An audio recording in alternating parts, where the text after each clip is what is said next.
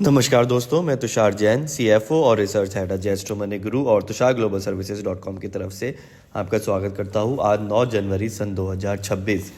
दोस्तों, आज के इस एपिसोड के अंदर हम चीनी के बाज़ार के बारे में विस्तृत चर्चा करेंगे, क्योंकि चीनी के अंदर इस वर्ष जो कि चीनी वर्ष है, जो होता है 1 अक्टूबर से 30 सितंबर तक, उसके अंदर काफ़ी बड़ी हलचलें देखने को मिल रही है। उसका क्या प्रभाव हो सकता है, उसके बारे में हम चर्चा करेंगे, विस्तृत चर्चा करेंगे। आप ये वीडियो पूरा अवश्य देखिएगा। दोस्तों, क्या भारत में चीनी का बम्पर धमाका होने वाला है? साल 2025-26 के जो आंकड़े सामने आ रहे हैं, उन्होंने बाजार के जो रिसर्चर्स हैं उनको चौंका दिया है। उत्पादन में 25% का उछाल चीनी में देखने को मिल रहा है और इथेनॉल का नया अवतार और एमएसपी को लेकर काफ़ी खींचतान भी मच रही है। तो क्या ये साल चीनी मिलों की तिजोरियां भरेगा या फिर किसानों का इंतजार और बढ़ाएगा? सबसे पहले हम चीनी के उत्पादन यानी कि प्रोडक्शन के बारे में चर्चा कर लेते हैं। लेकिन उसके लिए हमें गन्ने के ऊपर काफ़ी जोर देना पड़ेगा। तो सबसे पहले बात करते हैं गन्ने और चीनी के उत्पादन की। इस साल गन्ने का कुल उत्पादन 475 मिलियन टन के पार जाने का अनुमान है, जो पिछले साल से करीब 4.6% ज़्यादा है। क्योंकि चीनी उत्पादन पिछले साल के 261 लाख टन से बढ़कर अब 309.5 लाख टन होने की उम्मीद है, यानी सीधा 18% से ज़्यादा का उछाल। और दिसंबर 2025 के अंत तक भारत ने 120 लाख टन चीनी बना ली थी।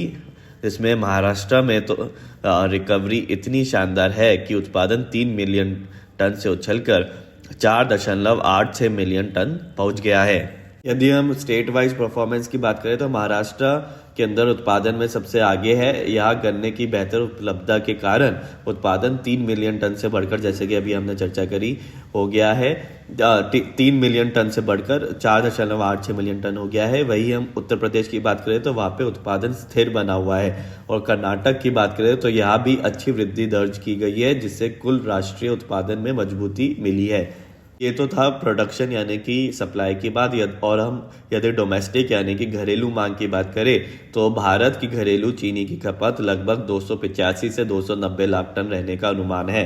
और यदि हम कैरी फॉरवर्ड स्टॉक की बात करें तो वो लगभग 50 लाख टन का स्टॉक मौजूद है।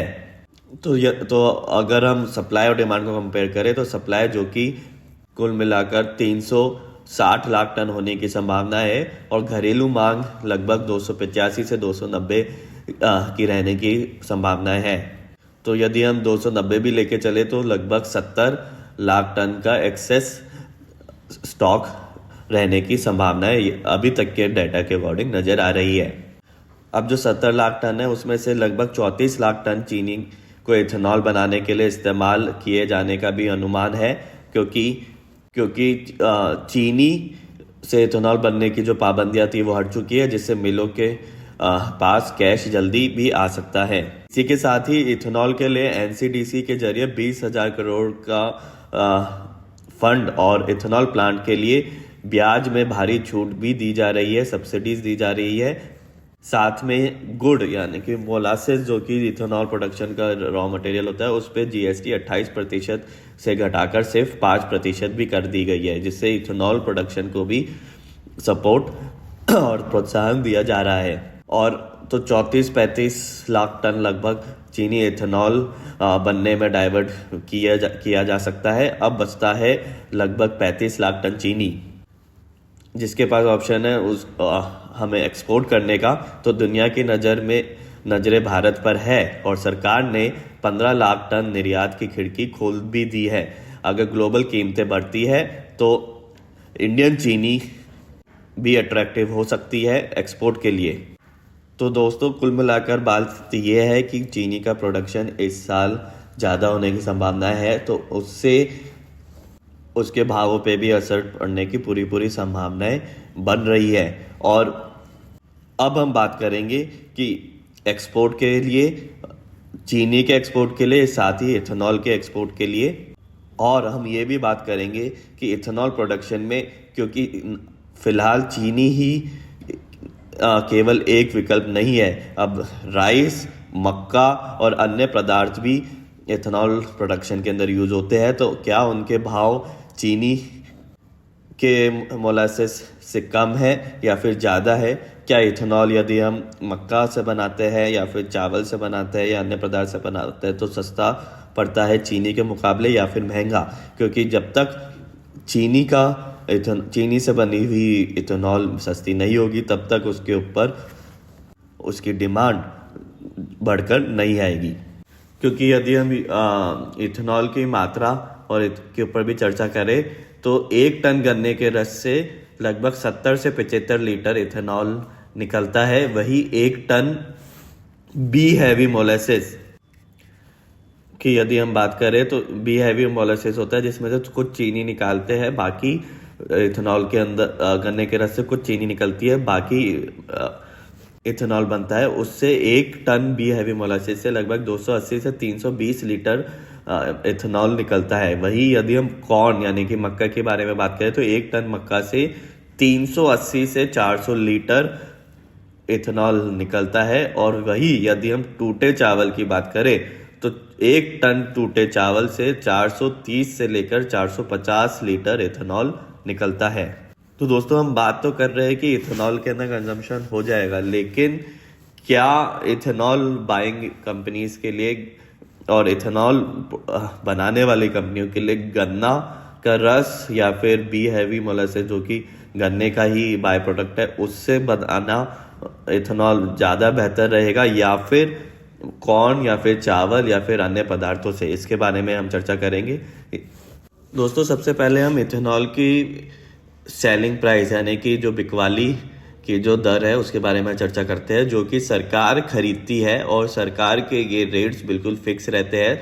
यदि हम 2025-26 की बात करें तो गन्ने के रस से जो इथेनॉल निकलता है उसकी रेट सरकार ने 65.61 रुपये यानी कि 65 रुपये 61 पैसे तय की है प्रति लीटर। वही जो बी हैवी मोलासेस के बारे में हमने बात करी थी, यदि उससे इथेनॉल बनता है तो 60 रुपये 73 पैसे प्रति लीटर की दर सरकार ने तय की हुई है। वही मक्का की यदि हम बात करें तो 71 रुपये और 86 पैसे प्रति लीटर की दर सरकार ने तय की हुई है। और वही टूटे चावल की यदि हम बात करें तो 64 रुपये प्रति लीटर की दर सरकार ने इथेनॉल की तय की हुई है। क्या मतलब ये है, यदि कोई इथेनॉल कंपनी गन्ने के रस से इथेनॉल बनाती है तो उसको 65 रुपये 61 पैसे प्रति लीटर की दर से इथेनॉल खरीदा जाएगा। और वही यदि कोई इथेनॉल कंपनी मक्के से इथेनॉल बनाती है तो 71 रुपये 86 पैसे की दर से सरकार उससे इथेनॉल खरीदती है। और क्योंकि ये प्राइसेस सरकार द्वारा नियंत्रण रहती है तो इसके अंदर फेरबदल भी सरकार द्वारा किया जा सकता है। जैसे जैसे सीजनल डिमांड होती है, जैसे जैसे इकोनॉमी के अंदर गतिविधियाँ बदलती है, गन्ने के रस की दाम, मक्के के दाम, चावल के दाम जैसे जैसे चेंज होते हैं उसके हिसाब से भी सरकार इसके अंदर बदलाव कर सकती है। और यदि हम प्रोक्योरमेंट कॉस्ट की भी बात करें तो गन्ना लगभग 3,500 से 4,200 रुपये प्रति टन की कीमत पर रहता है। और मक्का लगभग 2,000 से 2,400 रुपये प्रति टन के भाव इसके रहते हैं। और टूटा चावल की यदि हम बात करें तो लगभग 2,320 से 2,700 रुपये प्रति टन के भाव इनके देखने को मिलते हैं। और यदि हम मौजूदा भावों से अगर हम मार्जिन भी देखें तो गन्ने से यदि कोई इथेनॉल कंपनी गन्ने के सीधे रस से बनाती है तो उसका जो ग्रॉस मार्जिन आता है, क्योंकि कच्चे माल की लागत लगभग हम 3,500 रुपये रखे और इथेनॉल से आए लगभग 4,700 रुपये रखे तो लगभग 1,150 रुपये का ग्रॉस मार्जिन प्रति टन के ऊपर यदि गन्ने के रस से बनाते हैं इथेनॉल तो आता है। वही वो लगभग 3 गुना हो जाता है यदि बी हैवी मोलासेस यानी कि गन्ने के रस के से ना चीनी निकालने के बाद कुछ चीनी निकालने के बाद जो पदार्थ निकल जाता है तो उससे लगभग 3,500 रुपये प्रति टन का मार्जिन इथेनॉल कंपनी को मिलता है। लेकिन यदि कॉर्न की बात करें यानी कि मक्के की बात करें तो उसके अंदर यही मार्जिन बढ़कर 6,000 रुपये प्रति टन का हो जाता है और टूटे चावल से यदि इथेनॉल बनाते हैं तो 4,400 रुपये का मार्जिन प्रति टन में देखने को मिलता है।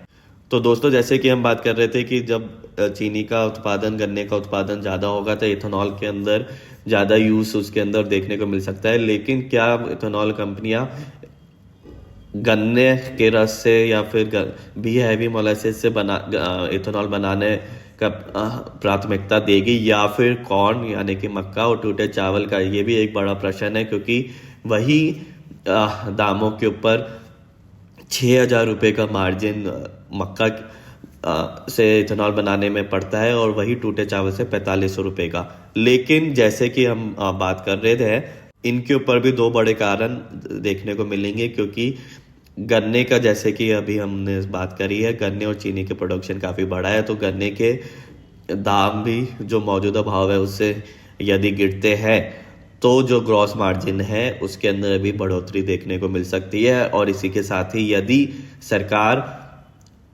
का जो बाइंग प्राइस है इथेनॉल का, वो अगर गन्ने के से बने हुए इथेनॉल से गन्ने से बने हुए इथेनॉल की भाव यदि सरकार बढ़ाती है तो उसके अंदर भी उससे भी ग्रॉस मार्जिन में इजाफा होने की संभावना है। और हमारा दूसरा चर्चा करने का विषय था एक्सपोर्ट की। क्या भारत चीनी एक्सपोर्ट करेगा? सरकार ने रिस्ट्रिक्शंस तो हटा दी है, लेकिन क्या विदेशी बायर्स भारत के चीनी को खरीदेंगे या नहीं खरीदेंगे?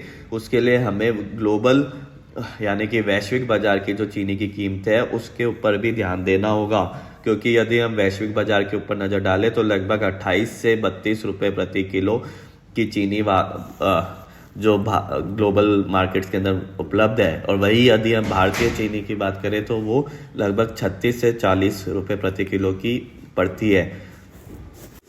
तो विदेशी बाज़ारों के अंदर भारत से चीनी तभी इंपोर्ट हो सकती है यदि विदेशी बाज़ारों के अंदर विदेशी चीनी की भाव बढ़ते हैं, तभी भारत की चीनी के अंदर का एक्सपोर्ट बाहर हो पाएगा। और यदि हम ब्राज़ील के ऊपर भी नज़र डालें तो ब्राज़ील के अंदर भी बम्पर उत्पादन की खबरें सामने आ रही है। ना केवल भारत में ही ऐसा नहीं है कि वह यहाँ पर ही प्रोडक्शन के अंदर इजाफा हुआ है, बल्कि ब्राज़ील के अंदर भी प्रोडक्शन इंक्रीज होने की पॉसिबिलिटीज़ दिखाई दे रही है। तो इसका असर भी भारतीय चीनी बाज़ार के ऊपर बढ़ने की पूरी संभावनाएं बढ़ रही है। तो दोस्तों, आपका क्या कहना है इस बारे में? आप अपने राय भी कमेंट सेक्शन में ज़रूर दें। आज के इस एपिसोड के अंदर हमने चीनी के बारे में विस्तृत चर्चा की है, उसके प्रोडक्शन के बारे में। यदि हम इसको कंक्लूड कर लेते हैं अभी हम, सबसे पहले चीनी के अंदर प्रोडक्शन के अंदर काफ़ी इजाफा देखने को मिला है। इसी के साथ ही सरकार ने एक्सपोर्ट के रिस्ट्रिक्शंस हटाए हैं और इथेनॉल ब्लेंडिंग के रिस्ट्रिक्शन के अंदर भी जो थोड़े बहुत रिस्ट्रिक्शंस थे वो ईज आउट करने की कोशिश की है। लेकिन इथेनॉल की यदि हम जो एक्सेस चीनी है वो लगभग 70 लाख टन एक्सेस चीनी रहने की लगभग 70 लाख टन एक्सेस चीनी रहने की संभावनाएं बन रही है, जिसमें से यदि हम इथेनॉल की बात करें तो इथेनॉल की ये संभावनाएं जताई जा रही है कि उसमें से 35 लाख टन इथेनॉल ब्लेंडिंग में यूज़ हो जाएगा। लेकिन इथेनॉल ब्लेंडिंग की भी हमने विस्तृत चर्चा की है, क्योंकि अब चीनी ही केवल एक माध्यम नहीं है जिससे इथेनॉल प्रोडक्शन होता है। अब मक्का और टूटे हुए चावल से भी इथेनॉल के अंदर भारी मात्रा के अंदर प्रोडक्शन हो रहा है और वो सस्ती भी पड़ती है मिलों को, और जिससे कि और वो महंगी भी सरकार खरीदती है। तो इससे मार्जिन जो इथेनॉल कंपनी का है वो बहुत ज़्यादा है यदि वो टूटे हुए चावल और मक्का से इथेनॉल बनाते हैं कंपेयरिंग टू यदि वो चीनी से बनाते हैं। और यदि हम एक्सपोर्ट की बात करें तो एक्सपोर्ट बाज़ार के अंदर जो ब्राज़ीलियन चीनी है और अन्य देशों वैश्विक बाज़ार के अंदर चीनी का भाव लगभग 28 से 32 रुपये प्रति किलो के आसपास चल रहा है, और भारतीय चीनी का लगभग 36 से 40 रुपए है। तो जब तक वैश्विक बाजार के अंदर चीनी की और भावों के अंदर बढ़ोतरी नहीं होती तो भारतीय चीनी का एक्सपोर्ट होना थोड़ा मुश्किल है। और इसी के साथ ही ब्राज़ील जो कि भारत के साथ साथ एक बड़ा उत्पादन देश है, उधर भी बम्पर उत्पादन होने की संभावना जताई जा रही है। तो केवल भारत में ही एक्सेस चीनी नहीं है, ब्राज़ील के अंदर भी होने की पूरी संभावना है। और तो दोस्तों इसका क्या प्रभाव पड़ेगा आगे चीनी के भावों के ऊपर, उसके लिए आप हमसे संपर्क भी कर सकते हैं और आपकी क्या राय है वो भी आप कमेंट सेक्शन के ऊपर ज़रूर डाल सकते हैं। तो आज के एपिसोड में इतना ही। आप देखते रहिए Ajay astro money Guru. Thank you and good day. Sonakshi की रसोई में आज की स्पेशल गेस्ट है मौसमी चैटर्जी जी। ये जी नहीं, मौसमी आंटी। ओके आंटी मौसमी, तो आज आप क्या बनाएंगी? मैं क्यों बनाऊं? मैं तो गेस्ट हूँ, आप बनाओ हम खाएंगे। एक्टिंग में तो हिट हो, अब खाना बनाओ सुपर हिट। ठाट से बनाऊंगी खाना, है ना द बेस्ट एवरीडे मसाला। आओ बनाते हैं मसालेदार छोले। छोले हर रोज की करी में एवरीडे मसाले, शाही बिरयानी में स्वाद का जायका। पटल पोस्तो और सर्षे इलिश भापा।